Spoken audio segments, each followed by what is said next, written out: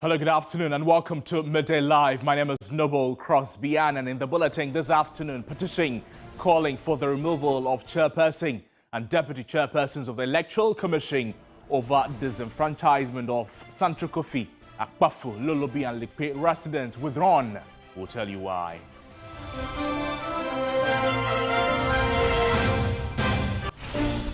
Also coming, a policy rate to be maintained as the Bank of Ghana begins its Monetary Policy Committee meeting next week. We hear from a research analyst.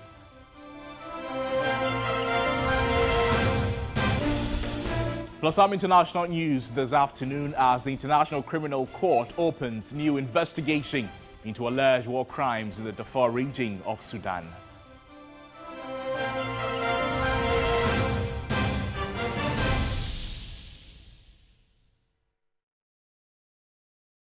We have details of these stories and a lot more coming to you in the next 60 minutes. You're reminded that we're also live on all our social media platforms at TV3 Ghana, Live 2 on DSTV channel 279. Welcome to the program. Now, in the bulletin this afternoon, a group of 46 individuals who petitioned the president for the removal of the Electoral Commission chairperson, Jean Mensa, and her two deputies, Dr. Bosman Asari and Samuel Tete, over the inability of the resident of Sancho Kofi, Akpafu, Lolobi and Likpe, also known as SAL, to vote in the 2020 parliamentary elections in 2022, have withdrawn the petition. Let's speak with the lead convener of the group, Oliver Baka-Vomawa. He's joining us for some updates on the reasons behind the withdrawal of the petition. Oliver, thank you so much for your time with us on Midday Live. You have withdrawn the petition. We can hear me. And it is coming at a time where the president was involved, the Chief Justice was also involved, the then Chief Justice was involved, and processes were made, investigations, and, if you like, your petition was being acted upon. You disagree? So thank you for having me, and I appreciate it. I hope you can hear me. I can hear you loud and clear. As your listeners may be aware, our petition was first submitted to the Office of the President sometime on 10th January 2022. Since we submitted a petition, events that have happened from then, even prior to when we submitted and after, have made us convinced that individuals who have been put in charge constitutionally to deal with these matters with urgency have failed in that duty and have displayed to us a lack of urgency that has discredited the process. And we have then resolved that we don't want to be part of a charade that undermines our constitutional values and the values of rule of law that we must hold dear. Now, in particular, it is almost strange to us that it's almost nearly 2 years since the petition was submitted, and that not a single forward-looking action has been taken on the matter. Our constitution contemplates that questions regarding the impeachment of certain officers under Article 146 will be taken expeditiously and will be done in a way that respect for the constitution is restored. We haven't seen any of that happen. And for this reason, we don't want to continue to be part of a charade that creates an impression that some action is being done on the matter when none has been done, and for which reason obscures the real questions of injustice that have happened. In particular, that the people of SAL were denied a place in our constitutional republic, even as the authorities that be took every step to ensure that people of Kumewu, to ensure that Asin North and others get their chance to be able to be represented. It has been deemed as if these people are second-class citizens, and we want to bring back that into the public conversation. Now, Oliver, that said, if we're looking forward to the petition that you have withdrawn and the reasons you're stating for withdrawing the petition, don't you think that it would have been fair to see through the end of the petition so we come to the end of the matter, then we'll look forward to other subjects? So one of the things which we have become disinterested in is this charade that takes away the sting of justice out of people's complaints and demands. The same thing happened in the Dumolovo case, where after so many years of he being replaced, the Supreme Court comes and intervenes and says that, oh, the president was wrong to have done this anyway. The same thing happened when we took a case to the Supreme Court in respect of the COVID-19 matter, where after so many years, they waited for the president to come online to come and say that he has lifted all COVID restrictions, to be able to grow the courage to then say the president and parliament acted unconstitutionally in respect of that. We do not want to reward such mediocrity. We think that it's high time that we have a serious conversation about the ways in which the indolence of certain officers is undermining our constitutional values. So two things here. We're looking. Decision to continue to stay in that process for as long as it takes, knowing that over 2 years nothing has happened. We don't even know when that is going to happen. That's not that we are not interested in that anymore, and we want to create a certain different agencies and demands around what role certain officers are supposed to play and what that must mean. Now, remind yourself, when we submitted this petition, the president was required to forward this to the Chief Justice, and he said he had done so on the 13th of January, about 3 days after we submitted the petition. Yes.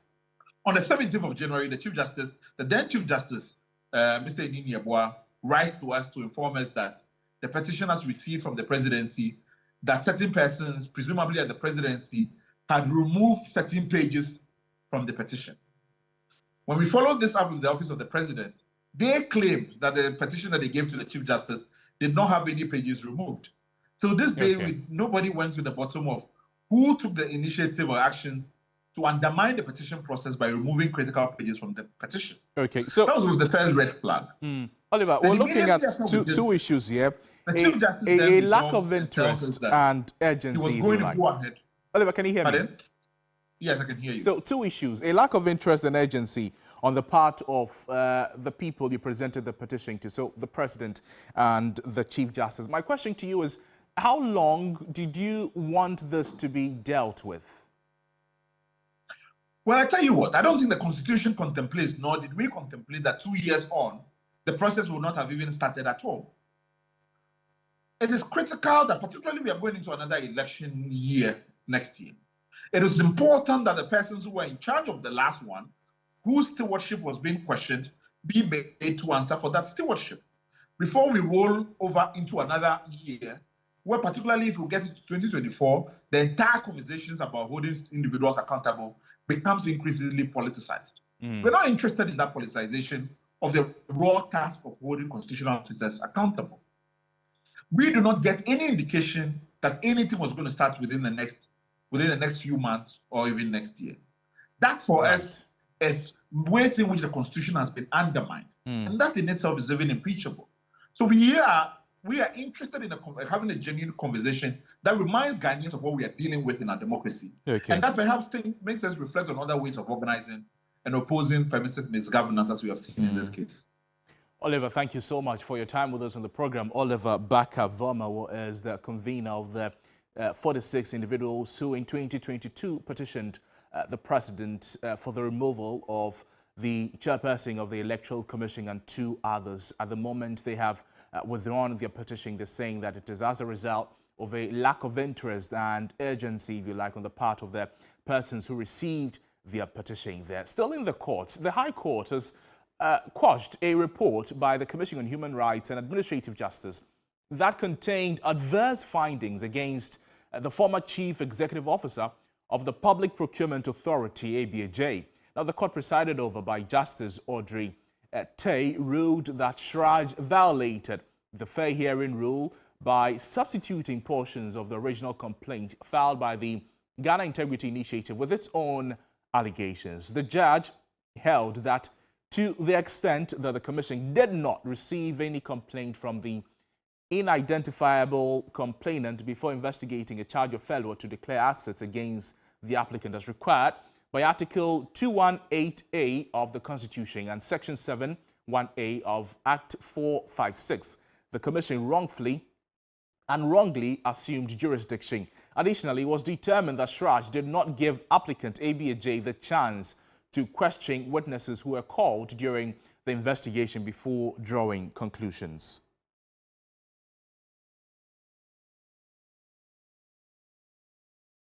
Subject to be getting more on in our subsequent bulletins. But stay with us here on TV3 and we'll bring you details of that conversation, the outcome of Shraj's investigation, what that says about the processes that the Commission of Human Rights and Administrative Justice itself went through to take the case to court and the decision from the court, as well as some reactions, all in a subsequent bulletin. Stay with us here on TV3 for more of that. But in the meantime, Parliament has commenced debate on the private members' bill to have the death penalty abolished and removed from the statutes. The bill, sponsored by Medina MP Francis Susu, has generated heated arguments on the floor, with 2 MPs from both sides urging the House not to consider it. The Speaker had to end the debate for continuation in the coming weeks when emotions run high in Parliament.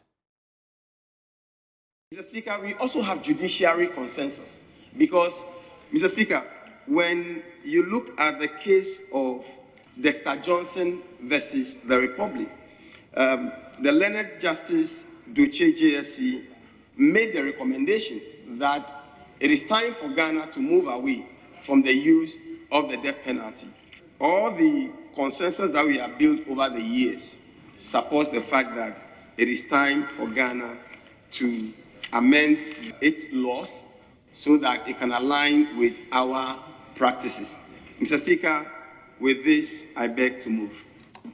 We are a de facto abolitionist state, in the sense that even though we have the death penalty on the statute books, we rarely execute those who have been sentenced to death and are, sent to death row in our prisons, meaning that our presidents have been very cautious about putting into action the convictions obtained in death penalty cases. And so I think this bill has been brought in a timeless manner for us to be able to do what has been, in practice, the policy position of the country. Speaker, countries do take drastic decisions for certain reasons. At the moment, we've been hearing weapons of mass destruction. Those countries don't get those weapons of mass destruction because they want to blow off another country. They are there to deter and to let people know that they are prepared in case anything happens. Definitely, we need to leave this so that it will be a deterrent to others. Speaker, both Muslims and Christians, we all believe in the eye for an eye. But in certain instances where you will see that, or you are very much aware that if I kill somebody, I will still be alive. People end up ending people's lives or shortening people's life with the excuse that if I end your life, I wouldn't be killed. I think that for the fact that no president or for a while, we have not been able to execute anybody, we should still leave this in our books. We should leave it because it will serve as a deterrent to others. Besides this regular procedure, the man has opportunity. No, he has a right of counsel. Once they charge you for murder, whether you have money to hire a lawyer or not, the state will provide you with a lawyer. The state does that because they don't want to take your life without giving the opportunity to defend yourself. So the state gives you a lawyer free of charge. He defends you the number of years that you are standing trial. Even if you are convicted, you have several opportunities at your disposal. From the High Court, you can appeal to the Court of Appeal. Your lawyer will do so free of charge for you. From there, if the appeal court also err, he will go to the Supreme Court. The man has gone through all this trial, all these years. Then you say that, oh, there's judicial uncertainty. What is certain? With the greatest respect, this is a lopsided argument. It has no weight. It has no merit. You come to my house 1 a.m. and disturb my sleep and that of my family. I'm a breadwinner, you take my life. You even rape my wife in the process, extra. That fellow, life imprisonment. But you attempt to abrogate this constitution or to disturb Flagstaff House, then after that one, you will die. That is discriminatory. And I think the government of the day were minded. If they were minded to abolish the death penalty in the country, they would have come by way of amendment. They should have sponsored this. I wish those who are against the motion will visit the Nsawam prisons and to be taken to the gallows to see the processes that a condemned prisoner goes through before he's executed.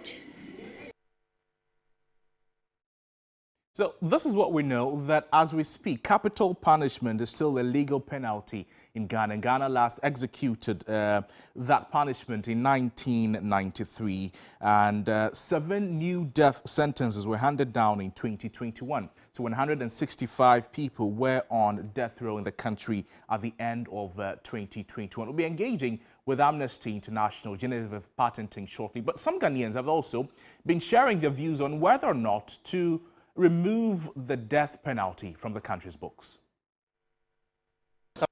I'm a Christian, and according to the commandments of God, we shouldn't take life. And if somebody is put in prison, most of them come out transformed. So I don't see it necessary for somebody to be killed in respect to whatever thing he did or killing somebody. I don't think it's a right thing to do. One has killed another. If you kill another, the number of murders are still the same. So it's better the person is reformed in prison than being killed. So far as you kill my wife, the person also have to be killed. That's the way I think.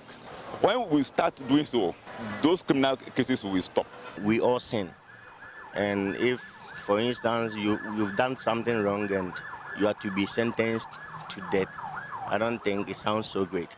So me, I would prefer maybe life imprisonment to the death sentence. We are all in Ghana and we know what happens at times. Someone can be sentenced to maybe go to imprisonment for a number of years, and because of this political affiliation and kind of stuff, the person will end up coming back to the society, causing, crimes and other things to people, innocent people.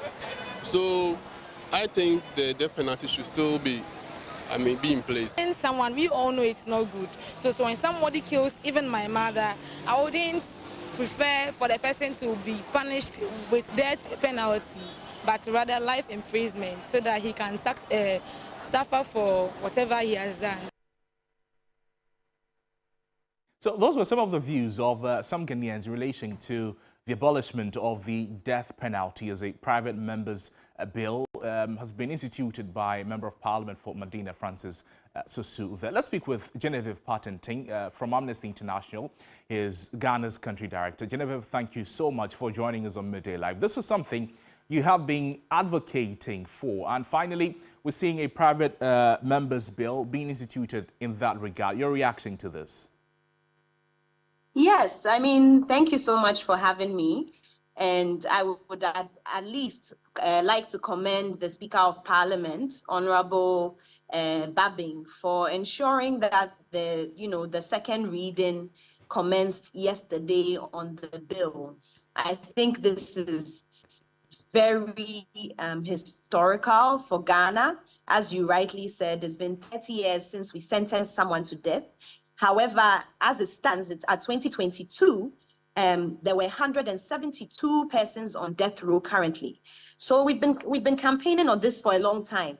And I do hear, I followed the proceedings, with interest, keen interest yesterday, and some of the against. And this thing, sometimes I'm surprised, honestly, that Parliament uses the Bible so much as we are a secular state. But anyway, based on this eye for an eye, it's amazing how people use the Bible when it favors them.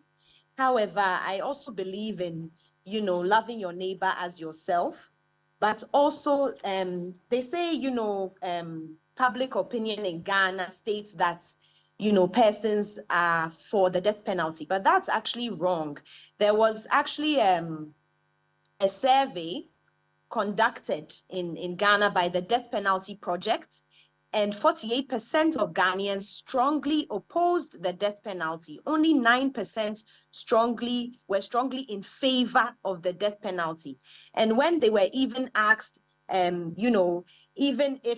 if the punishment was proven to be no longer effective, and they were actually for abolishing it. So I think what is happening is that people lack the education and understanding of the current standing of the death penalty. Also, we're looking at, there are actually no statistics, even with countries that have abolished that it serves as a deterrent of crime.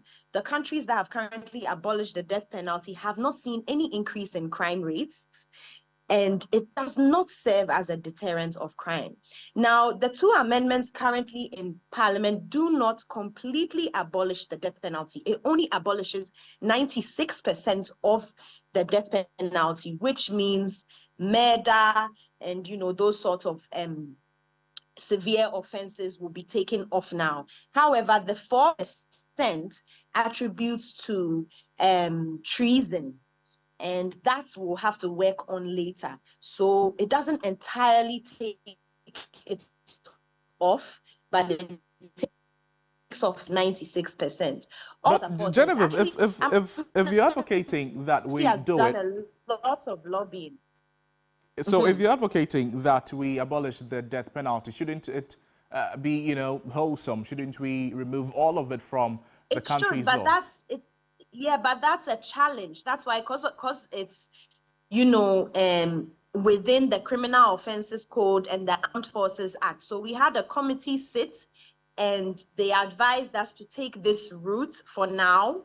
And then at least that means most of the persons that are currently convicted on death row are for murder.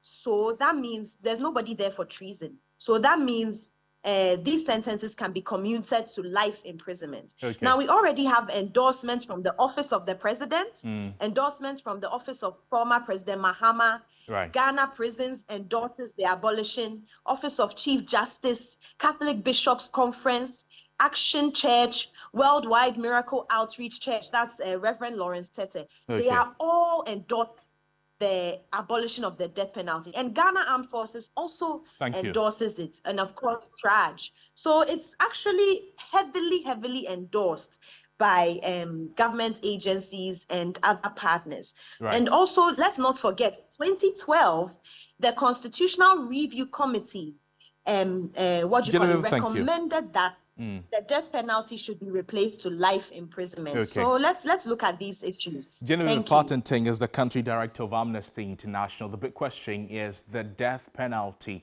to abolish it or not to abolish it. The argument is that if it is still in the laws of the country, it serves as a deterrent to others who want to engage in some specific types of crime. This is a subject to be staying on in the subsequent bulletins. Let us know what you think on any of our social media platforms at TV3 Ghana. But away from that, the Graduate Physician Assistants Association of Ghana has laid down tools effective today, Friday, July 14, to demand the development in the profession. The PAs raised concerns of discrimination and maltreatment leveled against them in the discharge of their duties by the Medical and Dental Council. Ibrahim Abubakar is following up on this story in the Ashanti region. Ibrahim, thank you so much for your time with us on the program. What is the situation like in the Ashanti region? I understand you visited some health facilities that are, if you like, manned by PAs. Yes, Crosby. So currently I'm even at the Kenya Health Center, and here I can tell you that I've seen some of the physician assistants who are currently in there rendering their services. And like you rightly said, I visited some health centers before coming here. You know, when we talk about physician assistants, usually when you move to the rural areas, they are the ones who man the health facilities, because there you wouldn't find a medical doctor there rendering their services. So they do consulting works, prescription of drugs, and other things. So their service is very important, especially in the rural areas. So anytime they embark on strike, it means healthcare delivery has to come to a halt in the rural areas or in various health facilities. That's how come I came here. But like I said, some of them are in there working. So what I've observed is that the physician assistants have divided. We have, you know, the Ghana Physician Assistant Association of Ghana. They have the larger number of people, and they are not part of the strike. It is only the graduate physician assistants of Ghana who have embarked on this action. And even with them, because most of the physician assistants have been coming to work, some of them have also come to work. So I can tell you that the strike is not effective in the various health facilities. So currently this is the Kenya State Health facility. You can see that patients have come there and they are being treated. Most of them have been treated and discharged. And this is the office of the physician assistant here, who is also currently working. Crosby, briefly, let me find out from him why some physician assistants are on strike. Right, briefly, Ibrahim. To come to office and work. Good afternoon. Why are you at work this afternoon or today? PA, sorry. So I'm a principal teaching assistant in charge of Kenya State Health Center, Kabri. I'm a Mwakwaji. The issues confronting PAs are enormous. We are having issues at the Medical and Dental Council. There is a cadre of health staff that is always working to demean the sole existence of PAs and the PA practice, indicating that PAs are not doing anything in the health system and that they are doing all they can to fish out the PAs from the system.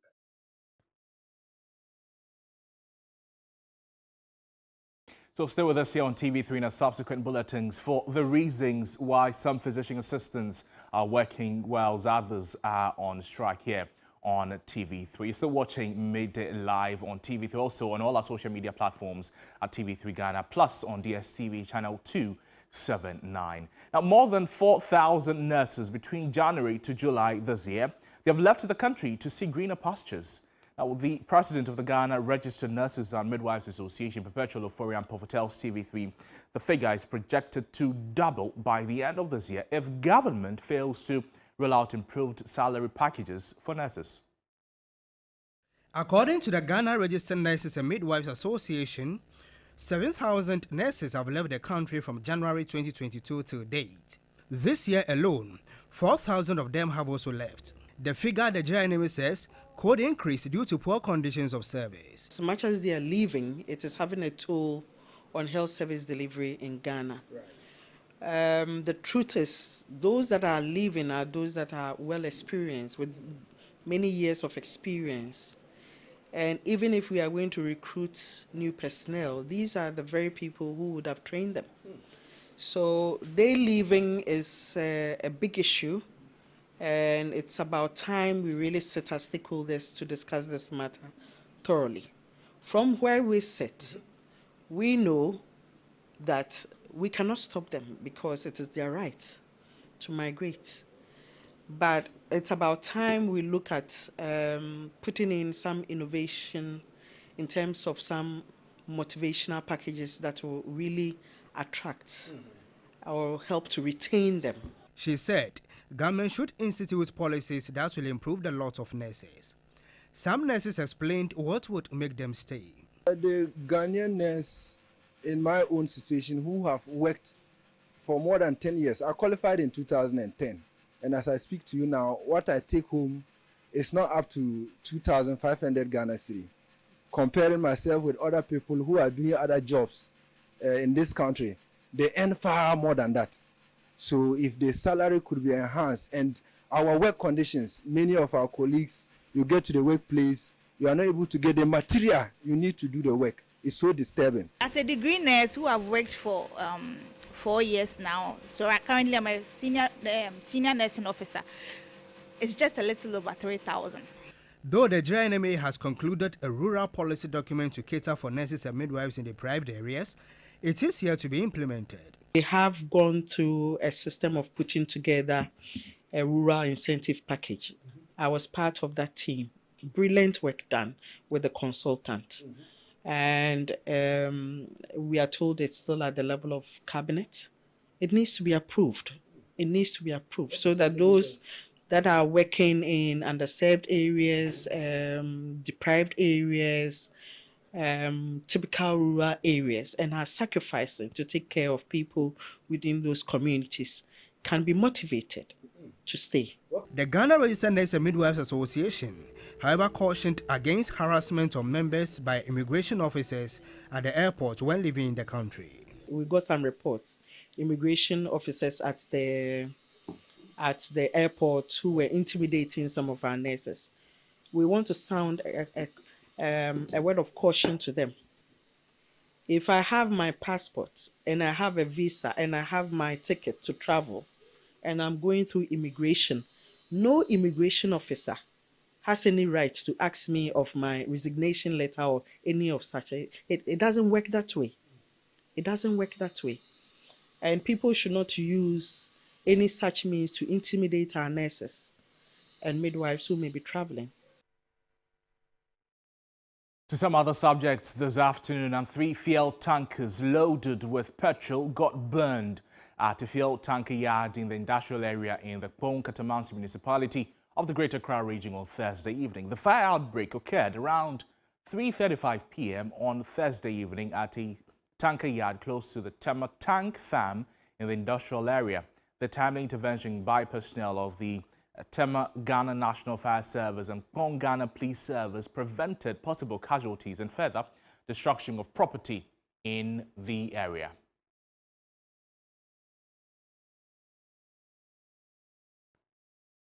Well, the Public Relations Officer for Tema Regional Fire Command Divisional Officer Grade 3, Ebenezer Yenzu, spoke to the media after the incident. So when you look at this particular incident that has occurred, the fire service, the men, officers and men that responded to this exercise have really done well. They've done a yeoman's job and they should be applauded for their efforts that they kept in to avert a possible explosion.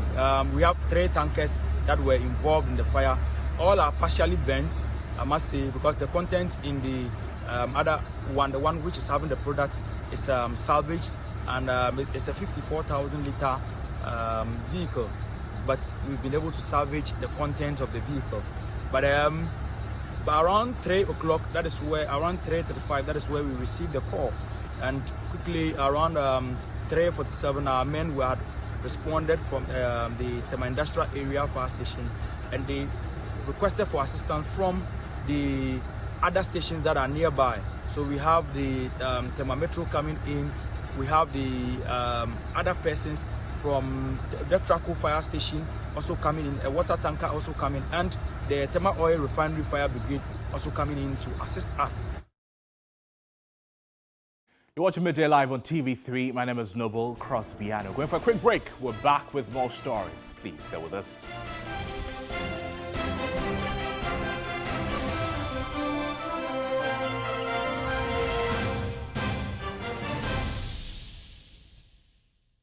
Gentlemen, we're going to demonstrate to you the superior properties of Flamingo paint as compared to other paint brands on the market. We take equal quantities of Flamingo paint and this ordinary paint. We then dilute them with water. And now let the test begin.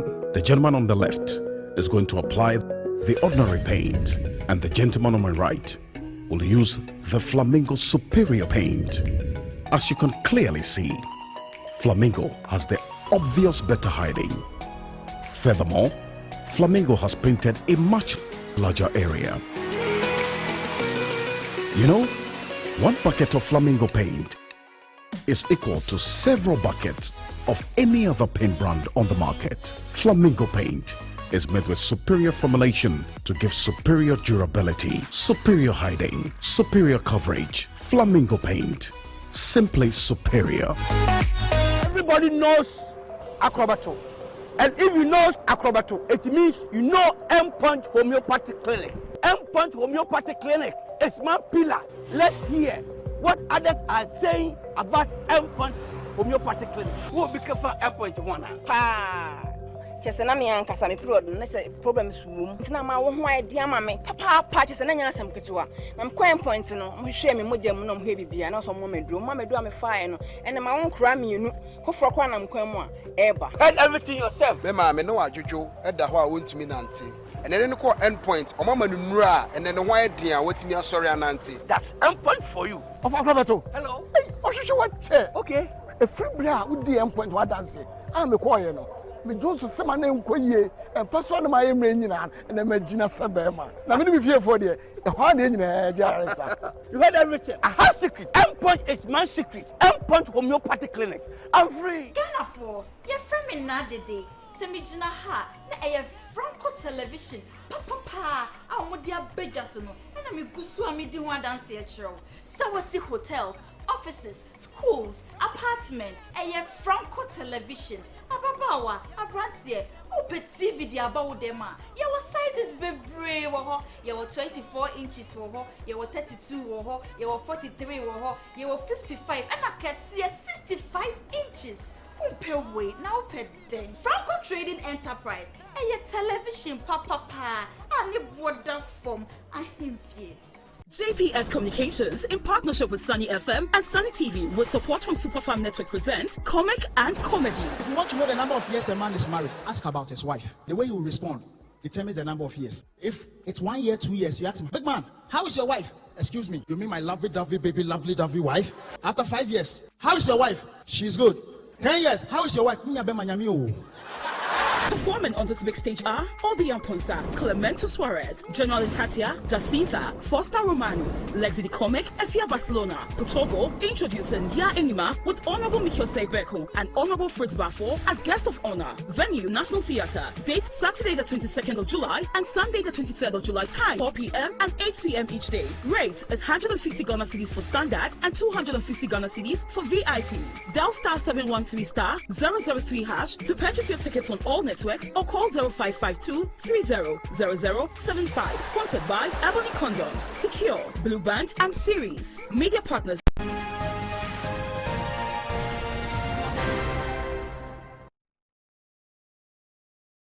Welcome back to the broadcast. Menua Full is here with the latest in the world of business. Thank you, Crosby. Welcome again to the business segment. My name is Menua Full. We'll start off with the Monetary Policy Committee of the Bank of Ghana, as it's expected to maintain its policy rate at about 29.5% at its upcoming 113th meeting. Research leader GCB Capital Courage Buti notes, despite an increase in headline inflation in the last 2 months, he expects the policy rate to be maintained to support growth and general economic activity. I think the Bank of Ghana's outlook for inflation will be one of a medium to long-term outlook and not just the immediate, really. I largely think the shocks to inflation over the last 2 months are temporal in nature, and they will wane off over time, really.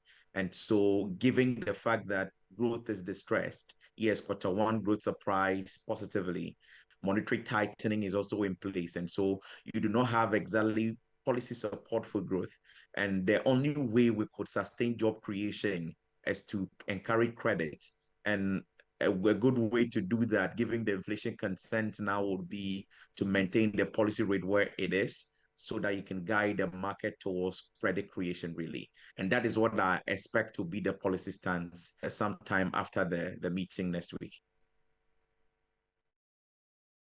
In more stories, Ghana's fiscal economy is set for a strong recovery with a sustainability decline in the country's budget deficit.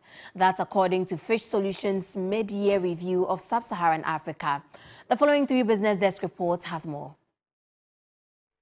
Ghana's fiscal economy is expected to witness a significant recovery in the coming year, with the budget deficit projected to narrow substantially, according to Fitch Solutions' mid-year review of sub-Saharan Africa. The UK-based firm highlights that the deficit is estimated to decrease to 5.7% of gross domestic product for the fiscal year 2023-2024, down from the previous year's 8.3%. Fitch Solutions attributes this positive outlook to a combination of directed fiscal consolidation measures under the guidance of the International Monetary Fund and the suspension of interest payments. Furthermore, the restructuring of Ghana's domestic debt, along with the introduction of new taxes, serves as a strong foundation for the expected improved fiscal economy. A key factor contributing to this favorable outlook is the decline in interest payments, as outlined in the Bank of Ghana's May 2023 Monetary Policy Report. The report indicates a noteworthy 44.2% year-on-year decrease in interest payments during the first quarter of 2023. Away from that, you may have been paying more than double or triple the prices of some commonly used household items, including fresh tomatoes and garden eggs. That's because for June 2023, some commonly used items which featured in the top 20 items with the highest inflation rates, some above 100%. Now, there's more in the following report. A month ago, 5 was like 10 cedis. Garden eggs, 5, 10 cedis.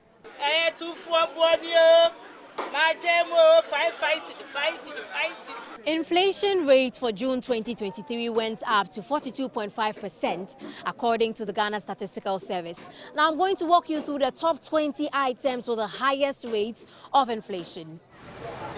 So you'd find items which are very common in every individual's basket.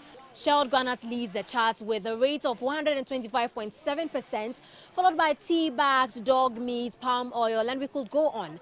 Now pay attention to this. Most of these items, granite, palm oil, sunflower cooking oil and others, have been featuring in the top listed items with the highest inflation rate for months. But for June, we've seen some new items on the list. Garden eggs saw a year-on-year inflation of 81.2%, placing it at number 9. And fresh tomatoes also made it to the top 20. It is the 18th listed item with an inflation rate of 71.8%. Well, let's engage the traders and find out how they are coping with the inflation levels. It's too expensive, but I know how to do the customer. The customer will not leave me and go. I must say it was expensive because people were complaining. They couldn't buy a lot because the big cup is expensive. We were incurring losses all the time.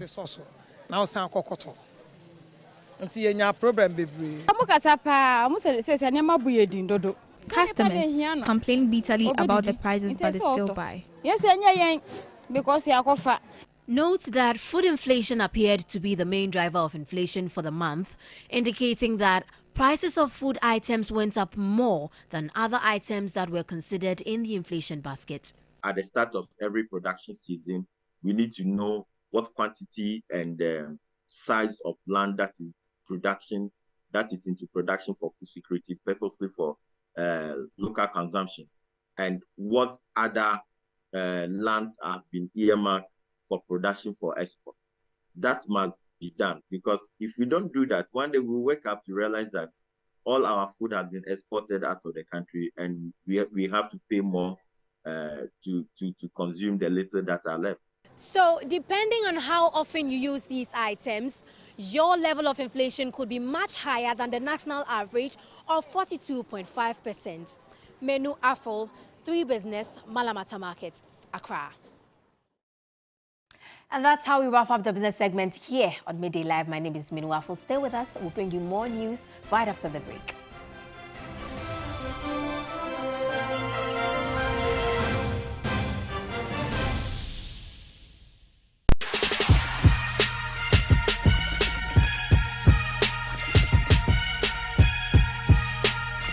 Are you ready? This will be another exciting episode of Ghana's Strongest, and this coming weekend we find ourselves at the Fitness One Gym at the One Airport Square here in Accra, bringing you an eviction episode of Ghana's Strongest. 9 men will stand, but 8 will battle it out to get into the next episode of the season's Ghana's Strongest. It means 1 man gets evicted. Who will it be? 4 different challenges, 2 novelties. It will be exciting. So catch this episode on TV3 this Sunday at 4 p.m. It will be fiery, it will be exciting, it will be entertaining. So let's see who goes home this weekend. Catch the new season of Ghana's Strongest this Sunday at 4 p.m. only on TV3. Ghana's Strongest is powered by Gasem, the nation builder. Brought to you by Mixi Choco, Channel Hot, Deluxy Acrylic Paint, Drugnet. What do you men want? What do you want? We want women. You want We women? want women. Ade. You want women? What am I to you? Governor, what am I to you? You are a woman. Meyere to me for Manchester be too soon.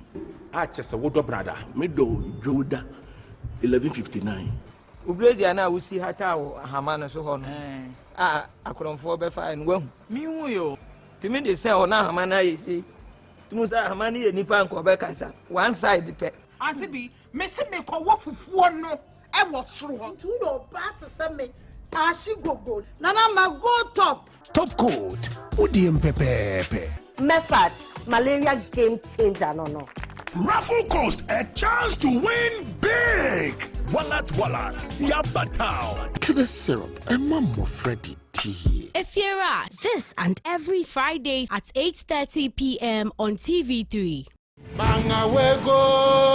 Ghana, brace yourselves for another electrifying season of Ghana's most beautiful. Thousands of hopefuls from every corner of the country flock to the audition zones, showcasing their unique talents and charm. It's an emotional roller coaster as dreams come true and the chosen ones prepare to embark on a transformational adventure.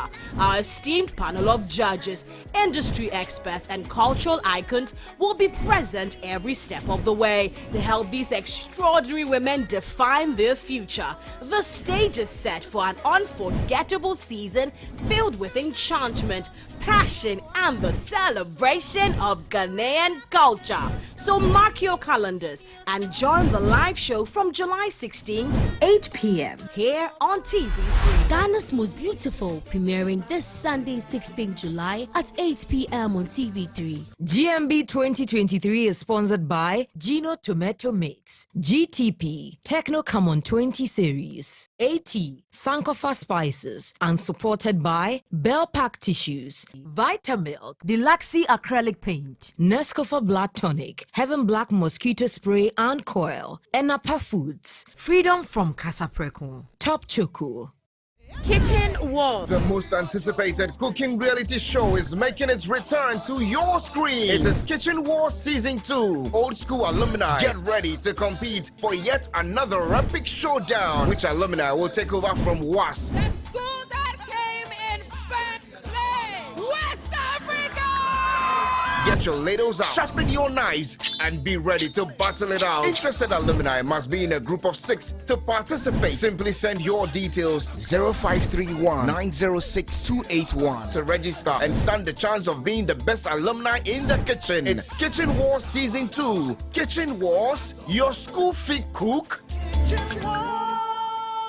Kitchen Wars, coming soon on TV3. Brought to you by Gino Tomato Mix. Enapa Foods, say Enapa, Enye Ono Soko.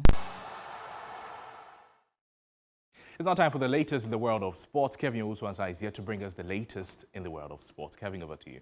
Oh, thank you so much, Noble Crosby, and it's time for sports here on Middle Live, starting from the Confederation of Africa Football. And on Thursday, CAF conducted the World Cup qualifiers draw with 54 nations set to battle for places in the 2026 World Cup tournament. Let's have a recount of what transpired in Abidjan.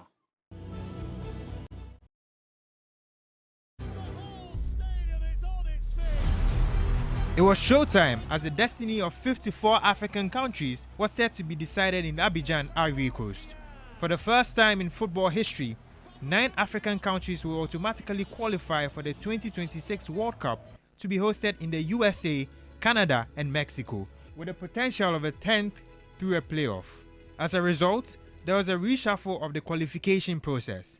The format will consist of 9 groups of 6 teams, and the winners of each of those groups will qualify directly to the FIFA World Cup 2026. In addition to that, 4 best group runners-up will participate in the CAF playoffs to determine which team will represent CAF in the FIFA playoff tournament to be held in March 2026. FIFA President Gianni Infantino believes the new qualification process will be exciting. We will have all African countries participating in what will be an incredibly exciting and passionate qualification path to the World Cup 2026. We are looking forward to this draw, but then most importantly to the games and all the emotions that we'll feel. JJ Okocha, who represented Nigeria in 3 World Cups, believes the increase in slots for Africa could see the continent complete. It's a great news for our continent that we have potentially 9 or 10 nations representing us. Of course, it gives us the opportunity to compete. Emmanuel Adebayo once had the privilege of leading Togo to their first ever World Cup and thinks it's time for the trophy to stay in Africa. We are all hoping to have these cups stay at least once in our continent. And as President Mosepe said it already, we'll be hoping for the 2006 Canada, Mexico, America to be the year. The wait was over as the balls were picked from pot 6 to 1. The groups filled up and took shape with every pick as countries patiently looked on. In the end, the fate of all 54 countries was decided in 9 groups of 6. The Black Stars were placed in Group I with familiar foes Mali, Madagascar, Central African Republic and Comoros, whilst Chad remains the only country Ghana is yet to face. Africa's top scorer at the World Cup, Asamoah Gyan, admits qualification for Ghana won't be easy despite its pedigree at the world stage. I think we have been very consistent, except in 2018 that we didn't qualify. And it looks like we are getting used to the World Cup right now. And 2026 is not going to be easy. Expectation is high back home, but we will try our possible best to make sure we also qualify. The journey to discover Africa's next representatives at the 2026 World Cup begins on November 13, 2023.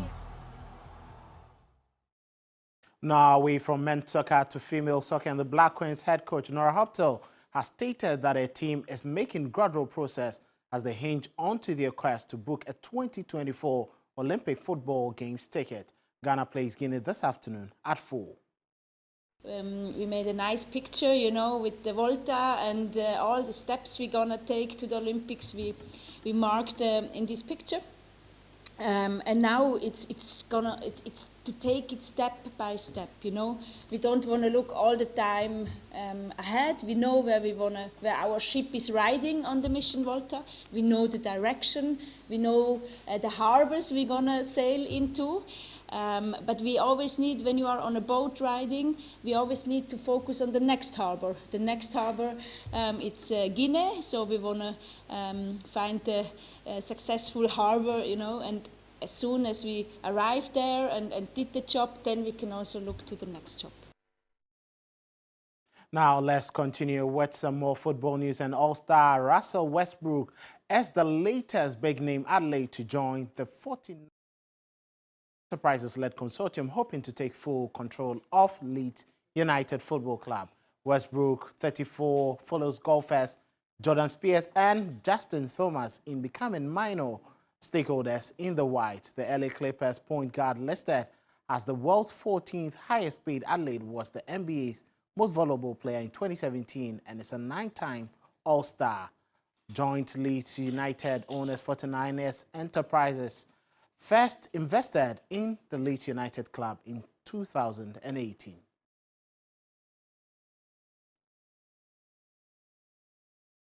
That'll be all for sports this afternoon here on Midday Live. My name is Kelvin Oswansa, and Wella comes your way with entertainment.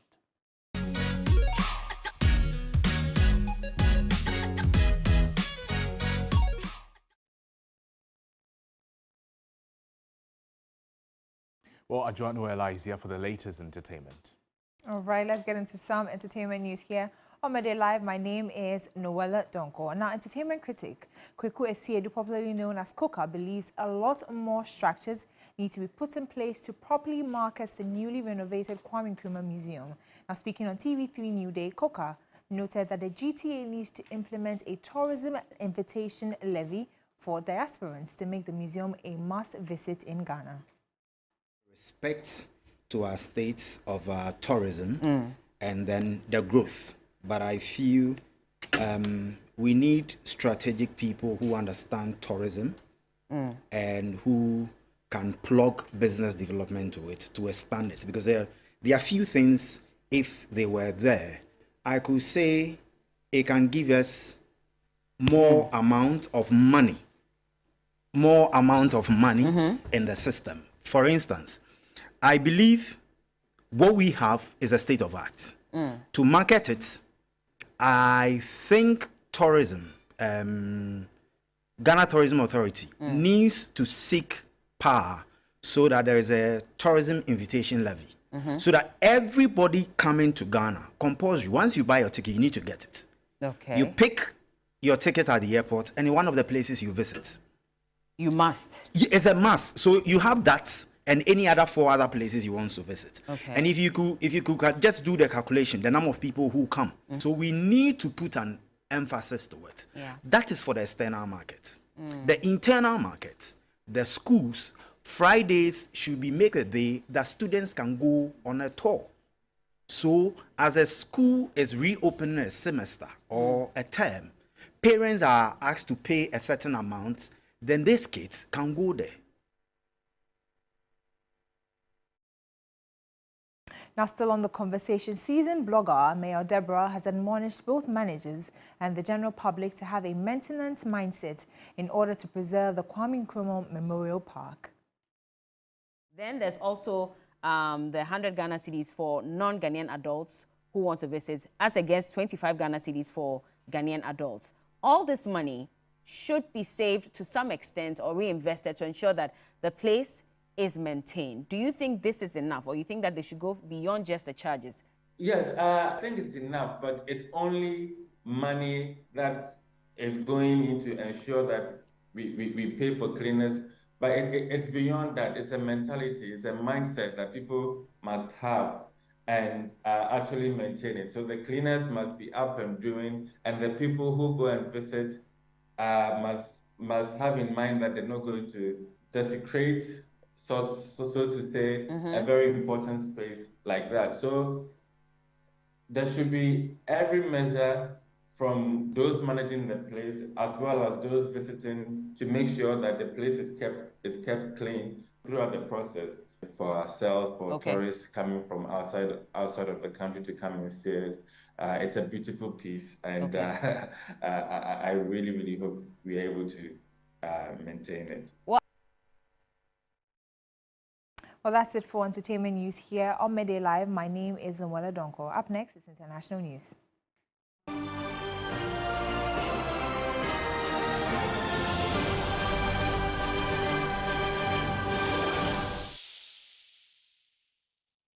In news outside the Ghanaian border this afternoon, the International Criminal Court has opened a new investigation into alleged war crimes in the Darfur region of Sudan. Now, ethnic violence has surged there as part of the conflict between the Sudanese army and the paramilitary RSF. The court's chief prosecutor said the report included attacks on civilians, mass rapes, and the burning of homes and markets. He said the investigation would be conducted under an existing mandate for Darfur dating back to 2005. The probe led to genocide charges against Sudan's former president Omar al-Bashir.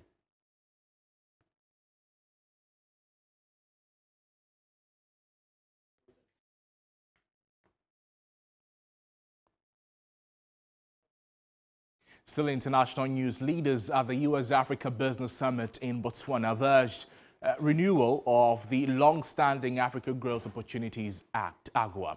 Now, the trade deal gives some African countries preferential or even tax-free access for their exports to the U.S. markets. The agreement is due to expire in June in 2025, and African delegates at the summit want the deal renewed. Since it was put into place in 2000, AGOA has been credited with creating more than 45,000 jobs in Africa and bolstering exports to the U.S. Botswana President Masisi, addressing delegates gathered in Gaborone for the summit, led the pleas to Washington to renew the agreement.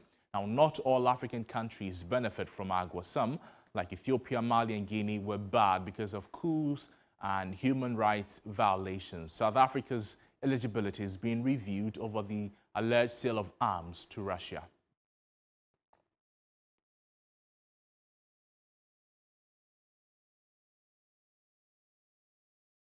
Well, that's our package for you this afternoon, but there's always more news on our website, 3news.com, if you log on for more. My name is Noble Crosby, and on behalf of the entire production team, thank you so much for watching the bulletin. It's Friday. Enjoy the weekend. Bye-bye.